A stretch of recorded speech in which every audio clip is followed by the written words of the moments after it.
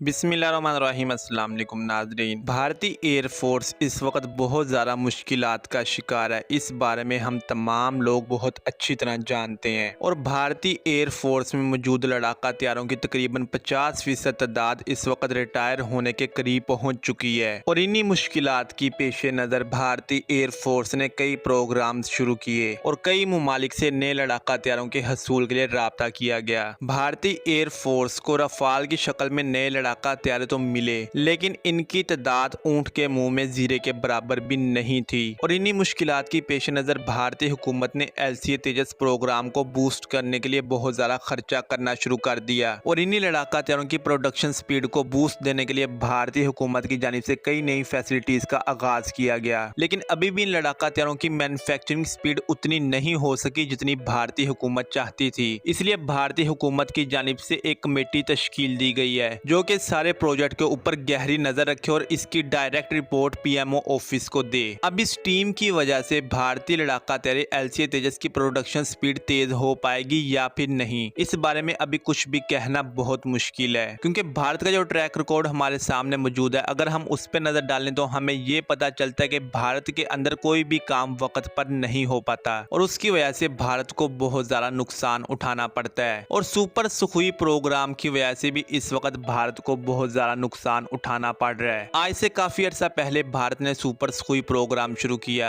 और इस प्रोग्राम के तहत भारतीय एयरफोर्स के पास जितने भी सुखोई Su-30 MKI लड़ाका तैयारे मौजूद हैं उनको अपग्रेड करना था और अपग्रेडेशन के बाद वो लड़ाका तैयारे सुखोई Su-30 MKI से सुपर सुखोई के ऊपर कन्वर्ट हो जाने थे और एक अंदाजे के मुताबिक ये लड़ाका तैयारे सुखोई Su-35 के मद्दे मुकाबिल बन जाने थे। लेकिन मसला यहाँ पर भारतीय एयरफोर्स को ये दरपेश है कि उन्होंने जो इक्विपमेंट अपने लड़ाका तैयारों के अंदर इस्तेमाल करना है वो अभी तक बन नहीं पाया। इसका तोड़ भारतीय एयरफोर्स ने ये निकाला कि जितना इक्विपमेंट अभी तक बन चुके हैं उनको तो हम अपने लड़ाका तैयारों के अंदर इस्तेमाल करें, बकिया इक्विपमेंट जब बनेगा उसको बाद में इन लड़ाका तैयारों के साथ इंटीग्रेट कर दिया जाएगा ताकि टाइम की बचत हो सके और भारतीय एयरफोर्स अपनी मुश्किलात से छुटकारा पा सके। लेकिन हुआ इसका उल्टा। एक अंदाजे के मुताबिक भारत ने तकरीबन हर साल 40 से 50 सुखोई फाइटर जेट्स को अपग्रेड करना था और एक अंदाजे के मुताबिक तकरीबन 2 से 3 साल के अरसा के अंदर अंदर भारतीय एयरफोर्स के तमाम सुखोई Su-30 MKI लड़ाका तैयारे सुपर सुखोई स्टैंडर्ड पर अपग्रेड हो जाने थे।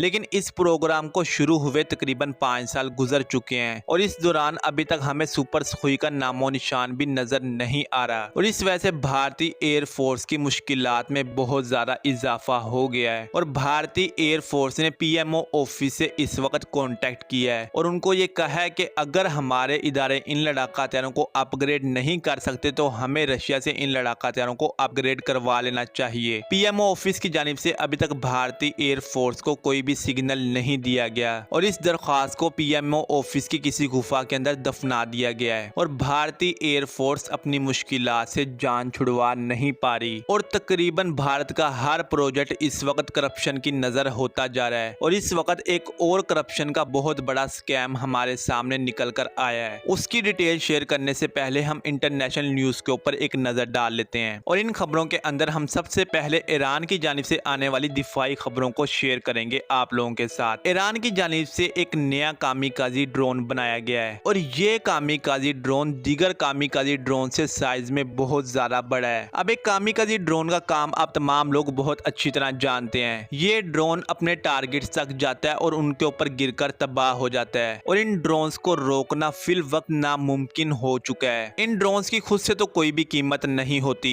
लेकिन इन ड्रोन्स को इंटरसेप्ट करने के लिए जो मिसाइल इस्तेमाल किया जाता है उसकी कीमत मिलियंस ऑफ डॉलर्स के अंदर होती है और एक चंद सौ डॉलर के ड्रोन को इंटरसेप्ट करने के लिए आपको इतना महंगा सौदा करना पड़ता है। और आप तमाम लोग ये बात भी अच्छी तरह जानते हैं कि जब भी कामिकाजी अटैक होता है तो उसके अंदर ड्रोन्स को बहुत बड़ी तादाद के अंदर इस्तेमाल किया जाता है। आप अगर इन ड्रोन्स को इंटरसेप्ट कर भी लें फिर भी इनमें से चंद ड्रोन बच जाते हैं और वही ड्रोन आपका हद से ज्यादा नुकसान कर देते हैं। और ईरान की जानिब से एक जो नया कामिकाजी ड्रोन अनवील किया गया है उसका साइज आम ड्रोन्स के साइज से बहुत ज्यादा बड़ा है और इस ड्रोन के साथ ईरान ने अपने एयर टू एयर मिसाइल्स को भी इंटीग्रेट किया है। इन एयर टू एयर मिसाइल्स को इस ड्रोन के साथ इंटीग्रेट करने का क्या मकसद है फिल वक्त हम इसको समझ नहीं पाए, क्योंकि ईरान ने इससे मुतल्लिक किसी भी किस्म की इंफॉर्मेशन इंफॉर्मेशन शेयर नहीं की है। हाँ, अलबत्ता हम खुद से इन ड्रोन्स के मुतालिक कहानियां बनाकर आप लोगों के साथ शेयर कर दें तो वो एक बेवकूफ़ाना अमल कहलाया जाएगा। हम ये भी कह सकते हैं कि इस ड्रोन के जरिए ईरान अपने दुश्मनों के लड़ाका हथियारों को गिराएगा, लेकिन अगर आपके दुश्मन के लड़ाका हथियार उस एरिया के अंदर मौजूद नहीं हुए तो फिर तो वो एयर टू एयर मिसाइल जाया हो जाएंगे। और उसके अलावा दुश्मन के लड़ाका हथियारों को टारगेट बनाने के लिए आपके फाइटर जेट के अंदर काफी ज्यादा इक्विपमेंट इस्तेमाल किया जाता है, जिनके अंदर मेन कंपोनेंट आपका रेडार होता है। ईरान ने इस ड्रोन के अंदर रेडार तो इस्तेमाल किया होगा, लेकिन वो रेडार एक फाइटर जेट के रेडार की तरह तो काम नहीं कर सकता। और अगर वो इस तरह काम भी कर सकता है फिर भी आप किस तरह अपने दुश्मन के फाइटर जेट को टारगेट बनाएंगे, इस बारे में फिल वक्त कोई भी अपडेट्स ईरान की जानिब से शेयर नहीं की गई। मैं फिर वही बात दोहराऊंगा कि ईरान की जानिब से तो कोई भी इंफॉर्मेशन शेयर नहीं की गई। हम अगर खुद से इस ड्रोन के मुतालिक कहानियां गाड़ लें तो वो एक अलग बात है। जब इस ड्रोन से मुतालिक बकिया इंफॉर्मेशन हमारे तक पहुंचेगी तभी हम इस इंफॉर्मेशन को आप लोगों के साथ शेयर करेंगे। फिल वक्त ईरानियन ड्रोन से मुतालिक जितनी खबरें मेरे पास मौजूद थी वो मैंने आप लोगों के साथ शेयर कर दी हैं। अब इससे अगली खबर है मजलूमों और जालिमों के दरमियान में होने वाली जंग से मुतालिक। इस वक्त दज्जाल के पैरोकारों की जानिब से मजलूमों की सरजमीन के ऊपर फार्स फोर्स बरसाना शुरू कर दी गई है और उसके अलावा दज्जाल के मुरीदैन इस वक्त कई और इक़साम के कीमियाई हथियारों को फलस्तीनियों के ऊपर गिरा रहे हैं और ये जंगी असूलों की खिलाफ वर्जी कहलाता है। जंग के अंदर तो आप आम लोगों को भी नुकसान नहीं पहुंचा सकते। अगर आप ऐसा करते हैं तो यूनाइटेड नेशन की फोर्सेस आकर आपके ऊपर अटैक कर देंगी और आपके ऊपर पाबंदियां भी लग जाएंगी। लेकिन इस जंग के अंदर यूनाइटेड नेशन कहां पर सो रहा है इस बारे में हम कुछ भी नहीं कह सकते। हमें तो मजलूमों और जालिमों के दरमियान में जंग होती हुई नजर आ रही है और दुनिया के कई इस्लामी ममालिक के कमांडोज इस वक्त मजलूमों के साथ जाकर खड़े हो चुके हैं और वो बगैर हथियारों के दज्जाल के पैरोकारों को जहन्नुम वासिल कर रहे हैं। और हमें कई ऐसी वीडियोस देखने को मिली हैं जिसके अंदर कमांडोज शेर की तरह एक ही झपट्टा मारते हैं दज्जाल के पैरोकारों के ऊपर और उनको जहन्नुम वासिल कर देते हैं। इस जंग को रुकवाने के लिए आलमी बिरादरी की जानिब से बहुत ज्यादा कोशिशें की जा रही हैं और इसी से मुतल्लिक एक करारदाद भी यूनाइटेड नेशन में पेश की गई जिसके हक में तमाम दुनिया के ममालिक ने वोट दिए। अमेरिका ने उस करारदाद को उसी वक्त वीटो कर दिया। अब इस वीटो के ऊपर मैं सिर्फ यही कहूंगा कि क्या अजीबोगरीब किस्म के यूनाइटेड नेशन के रूल्स बने हुए हैं। अगर आप बड़े मुल्क हैं तो आपको वीटो पावर मिल जाती है और वीटो पावर होने की वजह से आप दुनिया के अंदर जैसा मर्जी नंगा नाच करें, आपको कोई भी रोकने वाला नहीं होता। अगर कोई आपके खिलाफ कोई शिकायत भी दर्ज करवाता है तो आपके पास वीटो पावर होने की वजह से आप उस करारदाद को उसी वक्त वीटो कर देते हैं और आपके खिलाफ कोई भी एक्शन नहीं हो पाता। और इस वक्त जो ज्यादातर जंगें दुनिया के अलग अलग ममालिक के अंदर हो रही हैं वो वीटो पावर की वजह से ही हो रही हैं। अगर आपको इराक की जंग याद हो तो आप तमाम लोग ये बात बहुत अच्छी तरह जानते होंगे कि इराक के ऊपर अमेरिका ने केमिकल वेपन्स का इल्जाम लगाकर हमला किया और इराक को पत्थर के दौर में वापस पहुंचा दिया और यही रूल अमेरिका ने शाम के ऊपर लगाया। आज अमेरिका का नाजायज बच्चा सरेआम केमिकल वेपन को मजलूमों के ऊपर बरसा रहा है, लेकिन अब अमेरिका को कुछ भी याद नहीं आ रहा, बल्कि अमेरिका बढ़ चढ़कर अपने बच्चे का साथ दे रहा है। अब इससे अगली खबर हम बलोचिस्तान से मुतल्लिक आप लोगों के साथ शेयर करने वाले हैं और उसके बाद मैं आप लोगों को बताऊंगा कि किस तरह शहद की मक्खियां भारतीय सरहदों की अब हिफाजत करेंगी और खालिस्तानियों ने इस वक्त भारत के साथ क्या किया है। बलोचिस्तान के अंदर इस वक्त बलोच अवाम बहुत ज्यादा एहतजाज कर रही है और उनकी जानिब से अलग अलग जगहों के ऊपर मार्च किए जा रहे हैं और उन लोगों ने इस वक्त बलोचिस्तान की सड़कों को भी ब्लॉक कर रखा है और कंपनी के मीडिया सेल की जानिब से जो वीडियोस शेयर की जा रही हैं और कहा जा रहा है कि ये देखें ये पाकिस्तान के खिलाफ कैसे नारेबाजी कर रहे हैं। अगर हम उनको देखें तो हमें पता चलता है कि वो लोग तो पाकिस्तान के खिलाफ बात कर ही नहीं रहे बल्कि वो अपना हक मांग रहे हैं और वो ये कह रहे हैं कि हमारे जो लोग इस वक्त गायब हो चुके हैं वो कहां पर मौजूद हैं, क्या उनको जमीन खा गई या फिर आसमान निगल गया। वो लोग सिर्फ अपने प्यारों के बारे में पूछना चाहते हैं और इससे मुतल्लिक हम बहुत ज्यादा एहतजाज पहले भी देख चुके हैं जहां पर ये लोग मिसिंग पर्संस को तलाश करने के लिए पहुंचे होते हैं और अपने अपने प्यारों की तस्वीरें लेकर एहतजाज कर रहे होते हैं। अगर आप मुझसे पूछें कि इन खराब हालात का जिम्मेदार कौन है तो मैं यही कहूंगा कि इन हालात की जिम्मेदार हमारी सिक्योरिटी फोर्सेस हैं, क्योंकि हमारी सिक्योरिटी फोर्सेस दुनिया से बहुत कुछ छुपाती हैं और इनका ये छुपाना इन्हीं के लिए सरदर्द बना हुआ है। इन लोगों के पास सियासतदानों के खिलाफ बहुत अहम सबूत सबूत होते हैं। इन लोगों को चाहिए कि वो सबूत आप अवाम के साथ शेयर करें जिस तरह दुनिया के अंदर होता है, और जो बंदा पाकिस्तान के खिलाफ काम कर रहा है आप उसको उसके अंजाम तक पहुंचाएं, लेकिन अवाम को बता कर, ताकि हमें पता हो कि क्या हुआ है, ताकि हम आपको डिफेंड कर सकें। इस वक्त बलूचिस्तान, सिंध और कई और सूबों के अंदर काफी ज्यादा लोग गुम हो चुके हैं, और ये गुमशुदगियों का मामला आज से नहीं बल्कि बहुत अरसे से चलता आ रहा है। अगर वो लोग दहशतगर्दों के साथ मिले हुए हैं और आप लोगों के पास सबूत हैं तो आप उनको दुनिया के साथ शेयर करें। हम तमाम लोग ये बात अच्छी तरह जानते हैं कि हमारी सिक्योरिटी फोर्सेस उस वक्त तक किसी बंदे को भी अरेस्ट नहीं करती जब तक कि उनके पास उनके खिलाफ सबूत मौजूद ना हो। तो जब आप लोगों के पास सबूत मौजूद हैं तो आप उनको आगे शेयर क्यों नहीं करते?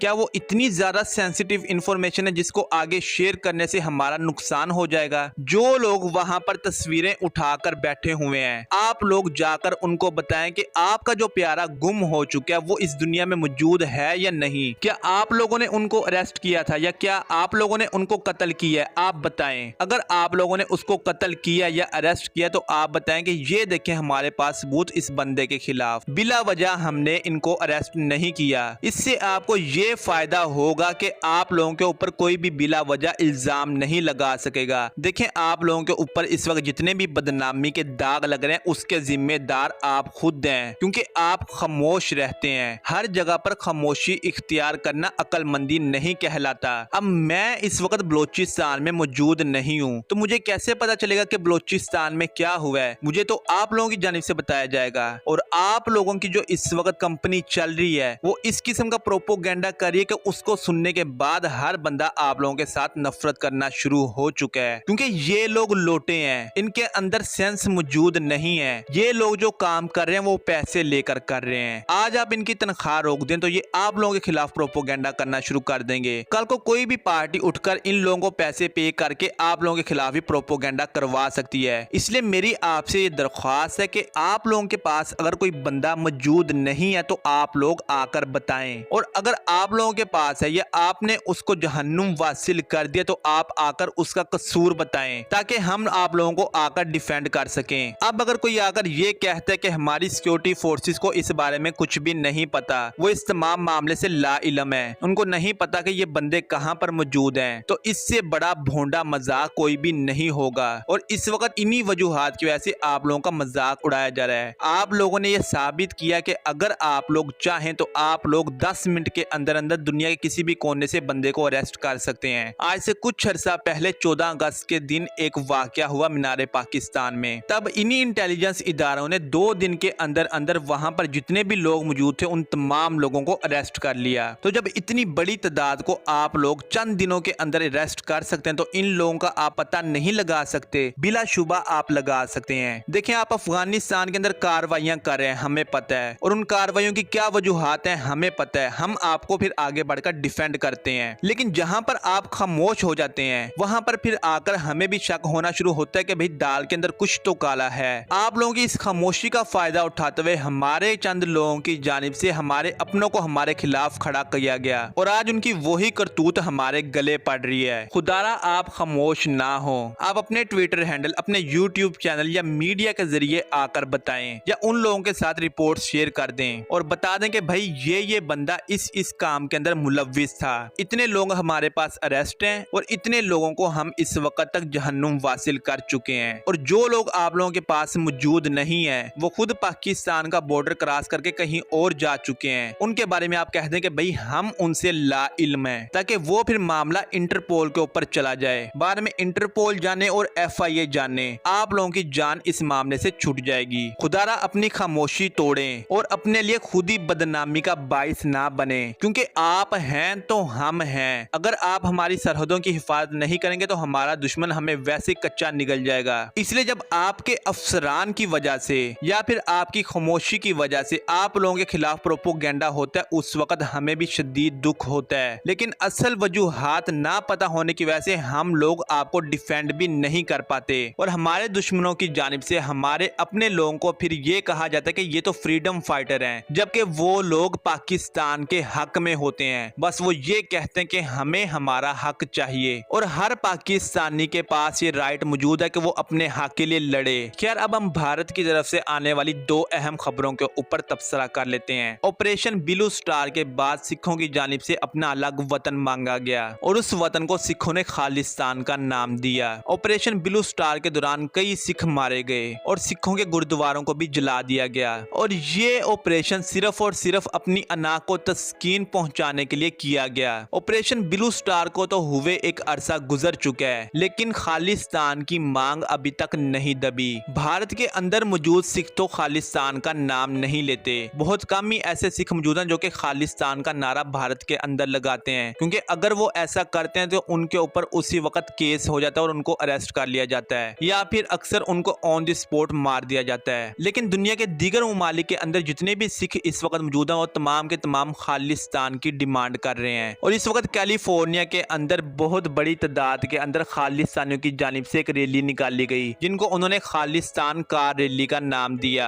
और इस रैली के अंदर एक अंदाजे के मुताबिक तकरीबन 1000 से ज्यादा कार मौजूद थी। इस रैली से खिताब के दौरान सिख रहनुमाओं का ये कहना था कि हम भारत के बहुत ज्यादा खिलाफ हैं, भारत के अंदर हम आजाद नहीं हैं और खास तौर पर जब से मोदी सरकार आई है तब से तो हमारी आजादी के ऊपर पाबंदी लग चुकी है और शिवसेना के गुंडे हमारे लोगों को ढूंढ ढूंढ कर मार रहे हैं और भारत में सरेआम गुंडागर्दी हो रही है। उसके अलावा उन लोगों की जानिब से मेजर गौरव आर्य जैसे बंदों को भी ललकारा गया और उनको उनकी असल औकात याद दिलाएगी। और अहम बात इस रैली के दौरान ये हुई है कि सिखों की जानिब से भारतीयों को धमकी लगाई गई है और ये कहा गया कि आइंदा के बाद अगर आप लोगों ने हमारा कोई सिख मारा तो उसका हम आपको जवाब देंगे और हम आपके रहनुमाओं को निशाना बनाएंगे दुनिया के अलग अलग कोनों में, इसलिए आप अपनी हरकत से बाज आ जाएं। अभी तक हम खामोश हैं, लेकिन हमारी खामोशी को हमारी कमजोरी मत समझें, वरना फिर हम आपको बता दें कि हमारे अंदर कितनी ताकत मौजूद है और हम क्या कर सकते हैं। और जब हम मैदान में उतरे तो आपकी सिक्योरिटी फोर्सेस हमें देखकर ही भाग जाएगी और आप ये मत भूलें कि आपकी सिक्योरिटी फोर्सेस के अंदर एक बड़ी तादाद में सिख मौजूद हैं और वो तमाम सिख भी खालिस्तान के साथ हैं। हम चाहें तो हम आपके फौजी अफसरान को उन्हीं सिखों के जरिए कत्ल भी करवा सकते हैं, लेकिन हम अमन पसंद लोग हैं, इसलिए हम ऐसा कुछ भी नहीं करना चाहते।